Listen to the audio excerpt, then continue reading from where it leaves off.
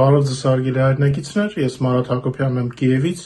Այսօր Ուկրաինա-Ռուսաստանի լայնածավալ ներխուժման 1384-րդ օրն է։ Խաղաղ ժամանակներում մենք երևի թե եթերը կբացեինք այն նորությամբ, որ Բեթխեհեմյան կրակը արդեն հասել է Կիև, բայց ցավոք սրտի մեր մոտ պատերազմ է եւ Ռուսաստանը մահաբեր կրակ է ուղարկում Ուկրաինա ամեն օր։ Շաբաթը բացենք լեհական դիվանագիտության ղեկավար Սիկորսկու հետաքրքիր հայտարարությամբ, նա Եվրամիությունը վերացնել ցանկացող Իլոն Մասկին ուղարկել է տիեզերք, թռիր Մարսը, ասել է Սիկորսկին Մասկին, ով ուզում էր վերացնել Եվրամիությունը, հիմա ոնց չհավելացնենք, թող թռնի ու հետնել մի երկու հոգի իր շրջապատից վերցնի էլի։ Մակրոնը Չինաստանին սպառնացել է մաքսատուրքերով, եթե Պեկինը քայլեր չձեռնարկի Եվրամիության հետ առևտրային անհավասարակշռությունը նվազեցնելու համար, քննարկվել է նաև Ուկրաինային վերաբերող հարցեր։ Մաքսատուրքերը քաղաքական պայքարի հին ու նոր միջոց են, մի մեթոդ, որը արդիականացավ նորից Թրամփի օրոք։ Թրամփին հիշեցինք, նրան էլ կանդրադառնանք։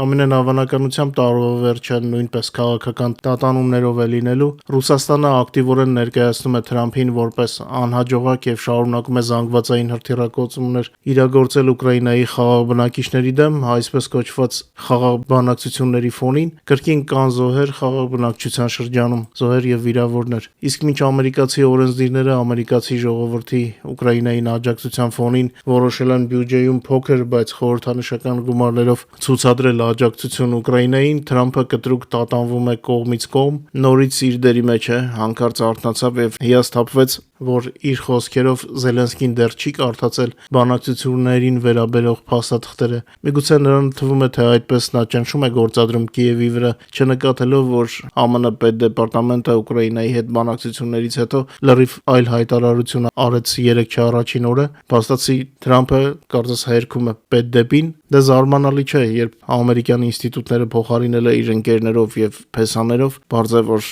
արդեն ամերիկյան կայացած ինստիտուտները Թրամփին չեն տպավորում։ Միաժամանակ Թրամփը այսօր ասում էր, թե իբր Ռուսաստանը համաձայն է առաջարկներին, հետո փոխում է խոսքը ասելով, թե մտածում է, որ Ռուսաստանը համաձայն է, այսինքն կարծում է։ Դա սա Թրամփն է, մենք ենք եւ պատրաստ ենք ցանկացած նոր շրջադարձի։ Զելենսկին իր երեկոյան տեսահաղորդում հայտարարեց, որ երկուշաբթի օրվանից սկսվում է նոր դիվանագիտական շաբաթ, մեջբերեմ կլինեն խորհրդակցություններ եվրոպական առաջնորդների հետ, նախ անվտանգության հարցերը, մեր կայունության օժանդակությունը, մեր պաշտպանության աջակցային փաթեթները, նախ եւ առաջ հակաօդային պաշտպանություն, Ուկրաինայի համար երկարաժամկետ ֆինանսավորում, իհարկե խոսենք նաեւ ընդհանուր տեսլականի եւ ընդհանուր դիրքորոշումների մասին բանակցություններում, նշել է Զելենսկին։ Իսկ այս ֆոնին Ռուսաստանը, որը շատ էր ուզում մեզ սառեցնել ձմռանը, ինքն է սկսել մրսել եւ մութ բնակարաններում մնալ տարբեր վթարների եւ պայթյունների պատճառով, ախր մեզ սպառնալուց առաջ չէին մտածում, որ իրենց մոտ կլիման ավելի ցուրտ է եւ իրենց ցանցերը ավելի մաշված են։ Աշնանը արդեն ասել էի, որ Ռուսաստանին դժվար ձմեռ է սպասում եւ կարծես առաջին նշանները արդեն կան։ Անգարսկի բնակիչները Իրկուտսկի մարզում մրսում են, ջեռուցում չկա, -19 աստիճանի պայմաններում, պատճառը տեղական ջեկում վթարն է։ Միաժամանակ օդերևութաբանները կանխատեսում են, որ շրջանի ջերմաստիճանը կարող է իջնել մինչև -30։ Կրասնոյարսկում այրվել են պահեստներ, նույնպես ջեկի մոտ, կադրերը մեր տելեգրամյան ալիքում են։ Կարծում եմ սա առաջին ծաղիկներն են, այսպես ասած, պտուղները դեռ առջևում են, ձմեռը նոր է սկսվել։ Իսկ ռազմաճակատում, ինչպես նշում են ռազմական վերլուծաբանները, Ռուսաստանի հարձակումը Կուպյանսկի ուղղությամբ խափանվել է, ուկրաինական զինուժը կտրել է թշնամու լոգիստիկան եւ դուրս է շպրտում ռուսներին, հետաքրքիր է, էլ ինչ սուտ կհորինի Պուտինը։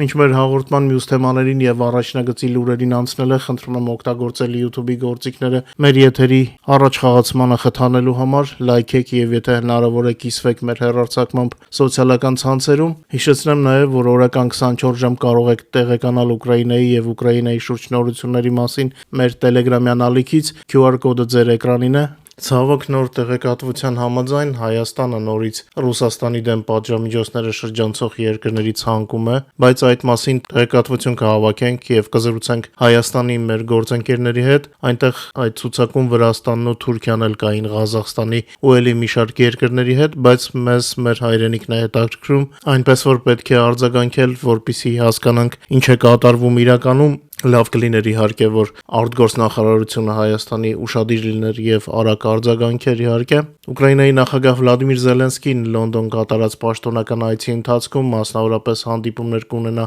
ավելի ճիշտ արդեն սկսել է ունենալ Միացյալ Թագավորության վարչապետ Քիր Ստարմերի, Ֆրանսիայի նախագահ Էմանուել Մակրոնի եւ Գերմանիայի կանցլեր Ֆրիդրիխ Մերցի հետ, իսկ բրիտանական մայրաքաղաքում նախատեսված ծրագրից հետո նա կուղևորվի Բրյուսել, որտեղ հանդիպում կունենա ՆԱՏՕ-ի գլխավոր քարտուղար Մարկ Ռյուտեի, Եվրոպական խորհրդի նախագահ Անտոնիո Կոշտայի եւ Եվրոհանձնաժողովի ղեկավար Ուրսուլա ֆոն դեր Լայենի հետ։ Սա այդ դիվանագիտական շաբաթի մասին է խոսքը։ Մանրամասները կտեղեկացնենք մեր եթերներում եւ Telegram-յան ալիքում։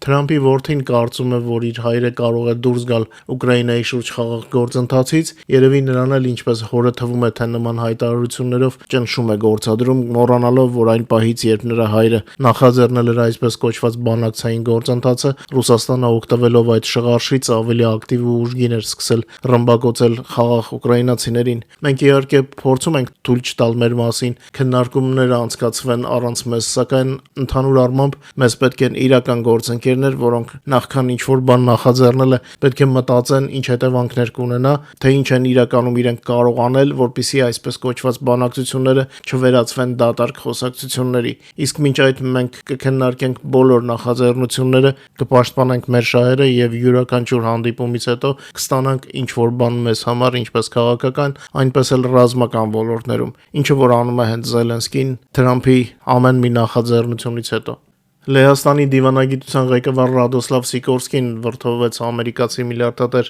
Մասկի Եվրամիությունը լիկվիդացնելու կոչից եւ սարկազմով պատռեց նրա դիմակը։ Լեհաստանի արտգործնախարարը նշեց, թե Թրամփի յուրայինը ուր պետք է մեկնի, որպեսզի նրա հայացքները չառաջացնեն դատապարտում։ Մեջբերեմ թռի Մարս, այնտեղ նացիստական ողջունների վրա ցենզուրա չկա, գրել է Լեհ նախարարը X սոցիալական հարթակում։ Սիկորսկին վերաթողարկել էր աշխարհի ամենահարուստ մարդու Մասկի հրապարակումը իր գրառումը ավելացնելով, մեր Telegram-ում տեղադրել ենք, կարող եք տեսնել, Վարշավան բացահայտեց Մասկի կապը Կրեմլի հետ, մեջբերեմ որքան ժամանակ է մնացել մինչև Եվրամիության անետացումը։ Սարկազմով Լեհաստանի արտգործնախարարը նկատել էր, որ Իլոն Մասկը Եվրամիության վերացման մասին կոչը ողջունել էր Դմիտրի Մեդվեդևը։ Այդ իսկ պատճառով էլ հարցնում էր, թե որքան ժամանակ է մնացել, հա։ Եթե դեռ որևէ մեկը կասկածում էր, թե ում է ծառայում այս բոլոր հակաեվրոպական ճառերը սուվերենության մասին, նրանք ովքեր ցանկանում են վաստակել նենգախոսության վրա եւ նրանց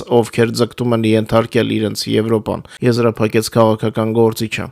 Այս ընթացքում Ռուսաստանը Չինաստան է մատակարարում գազ շրջանցելով ԱՄՆ պատժամիջոցները, տեղեկատվությունը Bloomberg-ինն է։ Պեկինը անտեսել է Թրամփի համառ կոչերը դադարեցնել ռուսական նավթի առևտուրը, ինչը ամենայն հավանականությամբ կդառնա այս շաբաթ արդեն Վաշինգտոնի եւ Նյու Դելիի մեջ առևտրային բանակցությունների հիմնական թեմաներից մեկը, դա որ մեկը անում է, մյուսն էլ հետևից փորձում է շահարկել։ Տեսնենք Մակրոնի սպառնալիքները ինչպես կազդեն Չինաստանի վրա, Եվրամիությունը մեծ առևտրային գործընկեր է Չինաստանի համար եւ ունենալ խնդիրներ համ Ամերիկայի, համ Եվրոպայի հետ Չինաստանը չի կարող իրեն թույլ տալ ինչ-որ սննկացող Ռուսաստանի պատճառով։ Միևնույն ժամանակ մեկ ամսում ռուսական նավահանգիստներն ու ստվերային նավատորմի տանկերներին նպատակային հարվածների հետևանքով Սև ծովում գործող նավերի ապահովագրությունը եռակի թանկացել է։ Ուկրաինայի հարձակումների ֆոնին ապահովագրությունը ամենայն հավանականությամբ կշարունակի թանկանալ, այս մասին գրում է Financial Times-ը։ ԱՄՆ օրենսդիրները դեկտեմբերի 7-ին ներկայացրել են պաշտպանական քաղաքականության մասին օրենքի վերջնական տեքստը, որը նախատեսում է ազգային անվտանգության ռեկորդային ծախսեր, ինչպես նաև օգնություն Ուկրաինային, բայց ինչպես ասացի, եթերի սկզբում օգնությունը սիմվոլիկ է։ Fox News-ը գրում է, որ օրինագիծը շարունակում է ֆինանսավորել Ուկրաինային անվտանգության ոլորտում օժանդակության նախաձեռնությունը տարեկան $400 միլիոն չափով 26 եւ 27 ֆինանսական տարիների համար։ Սա երևի թե իրենց լսարանին ցույց տալու համար է, որ տեսեք օգնում են էլի։ Դե օգնում են, հա, ինչ որ թիվ է։ Եվրոպական միության 7 անդամներ հայտարարել են Ուկրաինային ռեպարացիոն վարկ տրամադրելու վճռական աջակցություն ցուցաբերելու մասին, որի վերաբերյալ որոշումը կընդունվի դեկտեմբերին Եվրոպական խորհրդի նիստում։ Խոսքը վերաբերում է Էստոնիային, Ֆինլանդիային, Իռլանդիային, Լատվիային, Լեհաստանին, Շվեդիային եւ Լիտվային, իսկ Բելգիան, որտեղ գտնվում է սառեցված ռուսական ակտիվների հիմնական մասը, որի հիման վրա այդ ռեպարացիոն վարկը առաջարկվում է, իր պայմաններն էր առաջադրել Եվրոկոմիսիային, Ուկրաինային այդ վարկը տրամադրելու համար։ Իր հերթին Եվրոհանձնաժողովը գտել է օրինական միջոց, որը թույլ է տալիս սառեցնել ռուսական ակտիվները ընդհանրապես անժամկետ եւ պահել դրանք Եվրոպայում առանց Եվրոմիության երկրների միաձայն համաձայնության։ Ստեղ արդեն Օրբանն ու Ֆիցոն էլ չրթվեցին արանքից, դե սրանք մի օր պետք է դուրս գային եւ տարբերակները անընդհատ փնտրվում էին։ Հիմա եթե պրոտոկոլների տարբերակն էլ ճշգրտեն, որ ասենք լինի մեծամասնությամբ, այլ ոչ թե միաձայն, ինձ թվում է այս երկրները իրենց Եվրոմիության միանալու իմաստը կորցնում են, որովհետև սանկցիաների տակ են, գումար չեն ստանում, դրա փոխարեն ընդհանրապես անընդհատ լուտանքի տակ են։ ՄԱԿ-ի անվտանգության խորհուրդը կանցկացնի նիստ նվիրված Ուկրաինային, իսկ ադրբեջանական լրատվամիջոցները հաղորդում են, որ Վրաստանի միջոցով Հայաստան վառելիքի մատակարարումը տեղի ունենում, առայժմ սա իրենց տեղեկությամբ փորձնական առաքում է, կտեսնենք թե ինչպես կզարգանան իրադարձությունները։ Հիշում ենք, որ Ալիևը ոչինչ հենց այնպես չի անում։ Անցնենք ռազմաճակատի լուրերին։ Առաջնագծում տեղի է ունեցել 164 մարտական բախում, ամենաթեժը, ինչպես վերջին մի քանի ամիսներում, նորից Պոկրովսկն ու նրա շրջակայքն են, որտեղ գրանցվել է 53 մարտական բախում։ Ուկրաինական զորքերը ոչնչացրել են եւս 810 ռուս օկուպանտ եւ 597 միավոր տեխնիկա եւ զինամթերք ռուսական բանակի, այդ թվում 2 տանկ, 1 զրահապատ մեքենա, 10 հրետանային միջոց, 530 ռուսական տակտիկական դրոններ եւ 4 հրթիռ։ Սրան ավելացնենք եւս 50 ռուսական բանակի տրանսպորտային եւ հատուկ միջոցներ եւ պատկերը երեկվա ամբողջանում է։ Ուկրաինայի գլխավոր շտաբի գնահատականով լայնամասշտաբ պատերազմի սկսվելուց հետո ռուսական զորքերի ընդհանուր կորուստները կազմել են արդեն 1,181,680 օկուպանտ, ռելիզը ձեր էկրաններին է։ Մեր հոպը խոցել է ռուսների անցած գիշեր Ուկրաինայի ուղղությամբ բաց թողնված 149 հարվածային միջոցներից 131-ը, ցավոք կան նոր խոցումներ բնակելի շենքերի եւ ենթակառուցվածքային օբյեկտների։ Ռուսական բանակը շարունակում է հուսահատ փորձերը ներթափանցել Կուպյանսկի բնակավայր, սակայն նրանց հարձակումը խափանվել է։ Զինվորական վերլուծաբանների տվյալներով օկուպանտները միաժամանակ բախվել են մատակարարման կործանարար խնդիրների եւ որևէ հատվածում առաջ շարժվելու անկարողության։ Ռուսական լոգիստիկան փաստացիորեն կաթվածահար է, մատակարարման հիմնական ուղղությունները թիրախավորվում են ուկրաինական դրոնների կողմից, իսկ Ասկոլ գետնանցը այնքան խիստ է վերահսկվում ուկրաինական զինուժի կողմից, որ ռուս զինծառայողները ստիպված են զինամթերքը ձեռքով ու ոտքով տեղափոխել խողովակի երկայնքով։ Մատակարարման մյուս ուղղությունը Կանդրաշովկայի եւ Գալուբովկայի միջոցով նույնպես հարվածի տակ է, իսկ ուկրաինական ստորաբաժանումները ընդհակառակը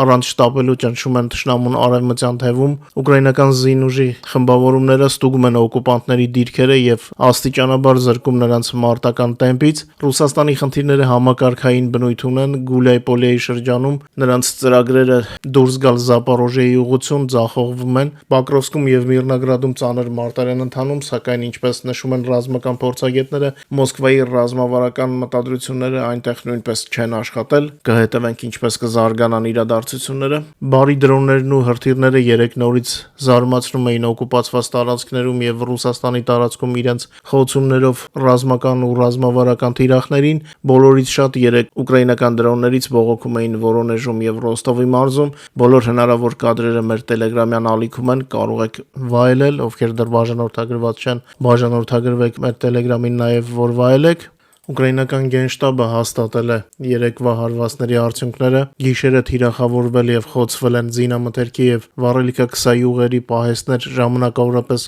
օկուպացված Լուգանսկի մարզում, դրոնների պահեստ, շարժական հրետանային խումբ եւ Պանցիր S1 զենիթահրթիռային համակարգ ժամանակավորապես օկուպացված Դոնեցկի մարզում, ճշտվել են Ռուսաստանի Կրասնոդարի երկրամասում գտնվող Տեմրյուկի ծովային նավահանգստին հասցված հարվածների հետևանքները, հաստատվել է 20 ռեզերվուարների ոչնչացումը, սա ընդհանուրի 70%-ն է, եւ ամենահետաքրքիրը, որ մինչ այսօր շարունակվում է հեղուկ գազի լցակայանում բռնկված հրդեհը արդեն քանի օր է, հատկապես երբ դրոններին միանում են մեր օդային ուժերը, հարվածները ավելի մասշտաբային են ստացվում։ Իդեպ Նիդերլանդները նախատեսում են հաջորդ տարի տրամադրել Ուկրաինայի աջակցությանը 700 միլիոն եվրո։ Այս միջոցները թույլ կտան Ուկրաինային կատարել նոր պաշտպանական պատվերներ, այսինքն ֆինանսավորել զենքի արտադրությունը հենց Ուկրաինայում։ Իսկ արդեն Լոնդոն ժամանած Մակրոնը հայտարարել է, որ Ուկրաինայի ճակատագիրը դա Եվրոպայի ճակատագիրն է։ Լոնդոնում եվրոպացի առաջնորդները վերահաստատում են իրենց աջակցությունը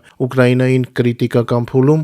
Չարժի երևի երկուշաբթի օրվա եթերը շատ երկարացնել, խնդրում եմ չմոռանալ լայքել եւ տարածել մեր եթերը։ Ձեզ ամենալավն ու բարին, նորից հիշեցնեմ, որ ավելի շատ տեղեկատվություն օրը գրեթե 24 ժամ մեր Telegram-ում կա։ Հույս ունեմ արդեն կհանդիպենք վաղը էլ ավելի լավ լուրերով։ Բարով մնաք։